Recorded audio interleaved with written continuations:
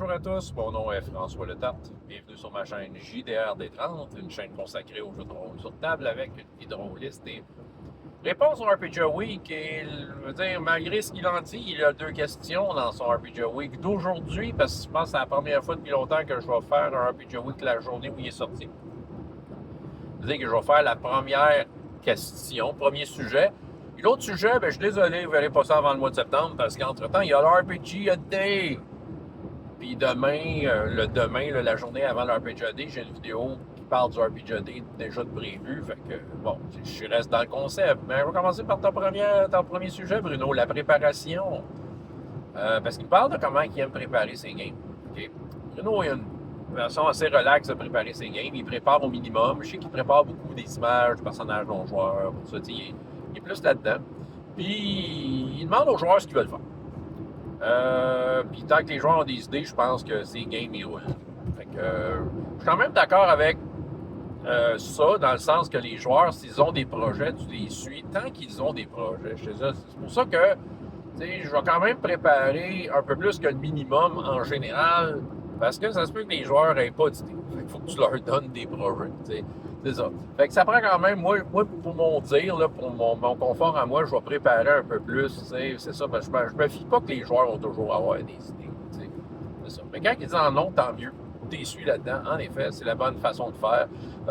Aussi, zéro préparation. Je veux dire, il parle pas de zéro préparation, mais mettons, là, préparer au minimum. On s'entend. Il y a quand même de quoi préparer. Il faut quand même que tu aies la main sur la barre au niveau de l'univers pour te permettre de donner une réponse appropriée à tes joueurs selon le projet qu'ils vont faire. Le projet souvent inclut de faire de quoi qui va déranger quelqu'un d'autre, qui va déranger un personnage non-joueur, quelque chose d'établi, donc ce qui va créer une adversité. Fait que, quelle sorte d'adversité tu fais face? C'est ça. Fait que faut que tu connaisses un peu ton univers. Tu s'en vas dans une ville, faire de quoi? Cette ville-là a des règles très, très strictes par rapport à comment tu t'habilles. Je prends un exemple un peu faible, là, mais c'est ça. Fait que, si ça a le rapport à l'habillement, ce que les joueurs vont faire, clairement, ils vont créer l'adversité. Mais il faut que déjà d'avance, tu saches que ta ville a ce genre de loi-là. C'est ça. Fait que de cette façon-là, au moins, tu as un point de départ. Tu pars pas de rien. Tu pars pas d'une ville générique. Puis c'est ça. Parce qu'à un moment donné, ça te prend un point d'ancrage pour t'aider à déterminer comment l'adversité va répondre. C'est ça. Fait que oui, puis ça, ces affaires-là aussi, tu n'as pas besoin d'être nécessairement préparé méticuleusement. Si tu as joué des games, beaucoup de games, tu connais ton univers, à un moment donné, cette préparation-là, à quelque part, c'est fait en jouant. Parce qu'en jouant, il t'arrive des situations. En tant que meneur de jeu, tu as réagi, tu as mis des choses en place, tu as probablement créé on the fly plein d'affaires. Puis là, soudainement, tu essaies d'être conséquent, tu essaies d'être cohérent. Puis tu ramènes ces affaires-là qui, en fait, en les jouant, tu les as préparées. Fait que, tu sais, d'habitude, tu l'as dans ta tête, ces affaires-là. Là, bon. Fait que je suis bien d'accord avec ça. Moi, perso, au niveau de la préparation, j'ai quand même un petit quelque chose que je dois préparer.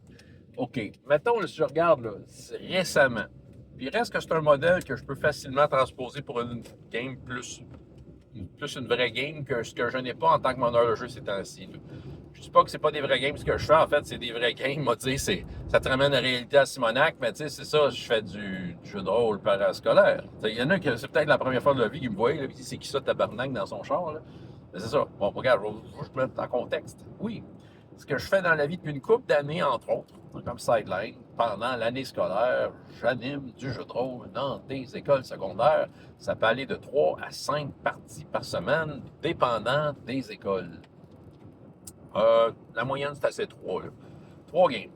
Et ces jeunes-là, quand j'ai vu, c'est ça, le format, c'est un format très inconfortable. Je me suis fait critiquer. Ah, c'est pas ça, c'est pas bien pour le jeu de rôle, vos gueules. C'est du jeu de rôle, OK? Fait que c'est ça. OK, quand j'ai vu, quand j'ai leur attention, je suis capable d'avoir 45 minutes de jeu de qualité. D'achat. C'est pas beaucoup, là. Je mets 8 joueurs autour de mes tables. Maximum. Des fois, ils sont moins. Mais il m'a dit le 8 se top souvent. Oh, c'est pas trop de joueurs. Ça se fait. C'est pas idéal, mais ça se fait. OK? C'est 8 joueurs. Pourquoi 8 joueurs? Pourquoi tu te donnes ce trouble-là, François? Ben pour deux choses. Ça répond aux besoins des jeunes parce que j'ai souvent une grosse demande pour ces activités-là. J'en refuse à chaque année, même en acceptant 8 joueurs autour de mes tables. Puis, l'autre affaire, c'est en fait, ça motive l'école à continuer l'activité parce que je suis capable de prendre en charge 8 jeunes plutôt que juste 4. Tu comprends-tu? Eux autres, ils vont me payer le même prix, mais ils sont bien plus contents que 8 jeunes soient divertis par une activité qu'ils payent que juste 4. Fais tes maths. C'est ça. Fait que là, j'utilise Chroniques oubliées, je ne veux pas aller dans le détail du jeu, mais je dois quand même préparer quelque chose. C'est ça. Souvent, c'est là que je pars avec un projet. C'est sûr qu'au début de l'année, petite session zéro, ma préparation commence par OK, quel genre de game vous voulez cette année? Là? On veut se battre, OK. C'est souvent ça. Alright. Fait que c'est ça. Fait que là, tu sais, je pars de ça. C'est sûr, s'il y a des joueurs qui étaient là les autres années d'avant, il y a comme un antécédent. Je peux prendre des idées carrément d'où est-ce qu'ils sont partis. Vous êtes maintenant rendus là. Puis, tu sais, leur dire, voici ce qui pourrait être intéressant à partir de ce moment-là. Mais à vous de décider comment vous voulez ça. Puis là, j'ai cette petite discussion-là. Puis c'est ça. Puis souvent, il y a des nouveaux joueurs, je vais faire leur personnage. C'est ça. La séance zéro, c'est assez escamoté, mais au moins, il y a de l'info qui passe. Puis ça m'enligne. Souvent, je vais prendre ce qu'on appelle un one-page dungeon. Donc, c'est un site Internet, un concours qu'il y a chaque année qui s'appelle le One Page Dungeon Contest. Puis ils font ça depuis... Ça fait au moins 15 ans que ça roule. C'est un concours qui, à chaque année, il y a plein de monde qui soumettent des donjons. Puis moi, là-dedans, écoute, je suis allé chercher mes préférés. À chaque fois qu'il y a un recueil qui sort, parce qu'il sort le recueil des soumissions qu'ils ont eues pour le concours à chaque année, je vais l'acheter. C'est sur DriveThru RPG.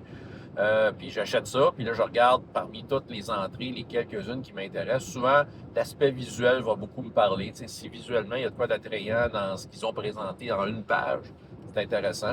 Puis à partir de là, je compose autour de ça selon les intérêts des joueurs et c'est ça. Puis essayer de mettre ça dans un contexte qui a de l'allure. Étant donné que c'est One Page Dungeon, c'est très très facile de plugger où ce que tu veux. T'sais. Il y a ça.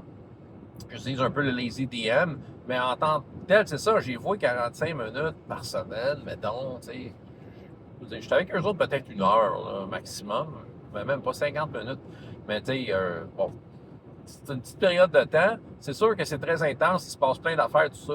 J'ai quand même, comment je pourrais dire, il y a un avantage à ma situation, point de vue préparation, c'est qu'en fait, tu sais, à chaque semaine, je vis une petite vignette de leur aventure.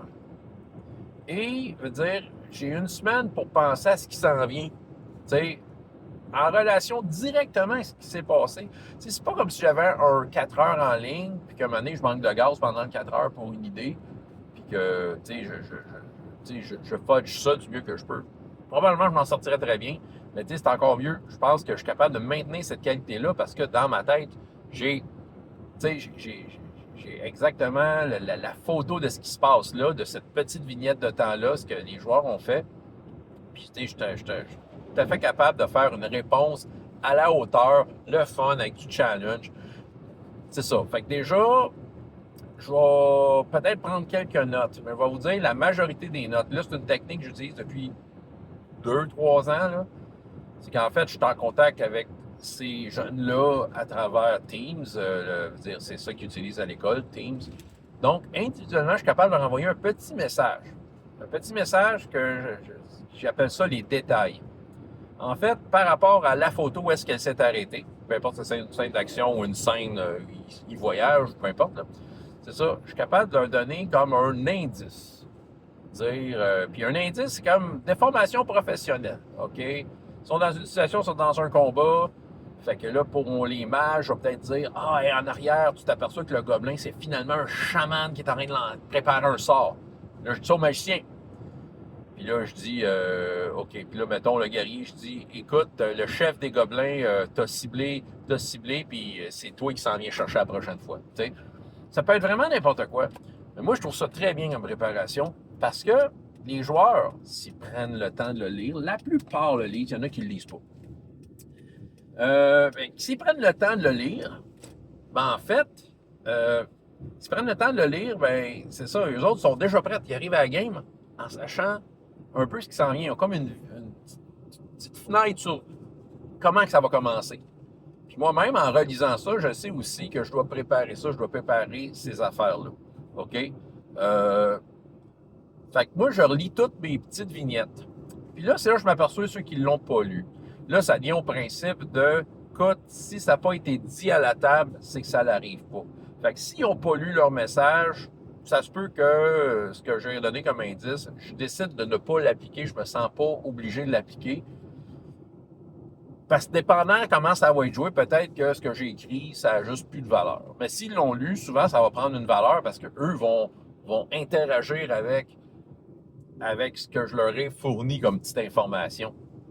C'est ça. Puis moi, je trouve ça vraiment super. J'ai développé ça à la dure parce que j'ai eu cette opportunité-là d'animer de cette façon-là. Puis j'ai fait plusieurs expériences. J'ai fait des rapports audio où je dictais un peu un résumé de la game. J'ai déjà fait des rapports écrits. J'ai essayé différentes affaires. Puis ça, c'est la meilleure chose parce que ça s'adresse à chacun des joueurs. Ils se sentent concernés. Puis c'est ça. Puis tu sais, souvent, il arrive à la game. Hey, guys, je pense que le gars en arrière, le gars blanc en arrière, c'est un magicien chaman. De tout le monde réagit. Mais sérieux, c'est super efficace. Puis c'est ça qui arrive. Là, j'ai pas de game en tant que meneur de jeu. Je veux dire, dans ma vie à moi, là, pour mon propre petit plaisir, je suis joueur dans Fantasy Age. Ce que j'aime beaucoup. Mais je veux dire, c'est pas que j'aurai jamais de projet de meneur de jeu, c'est juste que j'ai pas le temps. Je vous jure que quand je vais revenir comme meneur de jeu, hey, ça va y aller au toast. Parce que ces techniques-là, je pense, peuvent très bien s'appliquer dans une vraie game. Puis, tu sais, peuvent vraiment comme augmenter peut-être l'attention des joueurs et ce qu'ils en savent, puis tout ça. Écoute, fait que ma préparation, en gros, c'est ça. C'est qu'au début, j'ai une idée. Donc, maîtrise un peu de l'univers, c'est ça. Puis les joueurs qui disent « fuck that », pas grave. C'est ça, tu sais, je maîtrise, tu sais, je joue dans RPGS, je connais mon RPGS assez bien. Je suis capable de me virer de bord, de trouver un autre projet. Ça m'arrive à chaque année des groupes qui font complètement marche arrière sur un projet. C'est ça. Mais en même temps, tu sais, moi, je suis capable, après chaque game, en fait, de leur envoyer chacun un petit quelque chose. Puis ma préparation est en fait le petit message que je leur envoie par après. C'est surtout ça le gros de ma préparation. Puis c'est super plaisant à faire, soit dit en passant, parce que c'est pas juste de préparer, on dirait que quand je l'écris, c'est comme si je jouais encore. Moi, je joue encore. C'est comme je leur envoie une curveball. C'est comme en tant que meneur de jeu, je leur dis « Hey, tu vois telle affaire. » Souvent, c'est juste des affaires qui auraient pu être jouées autour de la table et qui n'ont pas eu le temps d'être jouées. Mais j'ai le temps d'y penser. J'ai le temps de dire ah ouais, ok, ça serait cool. Puis 2-3 jours après, chaque, j'envoie un petit message. C'est ça, parce que soudainement, j'ai une idée géniale. Puis ça me permet de compenser des fois. Moi, je suis un mauvais. Moi, écoute, je suis un très piètre stratège dans la vie. Là. Fait que ça me permet de faire en sorte que j'ai de l'air d'un meilleur stratège parce que j'ai le temps de penser à mon move puis dans le but de rendre ça intéressant pour les joueurs. Voilà, c'est ce que j'avais à vous raconter pour cette première partie du RPGA Week de cette semaine. François Letarte, JDR des 30 et jusqu'à la prochaine fois. Ayez autant de plaisir dans la vie que dans les jeux. Au revoir.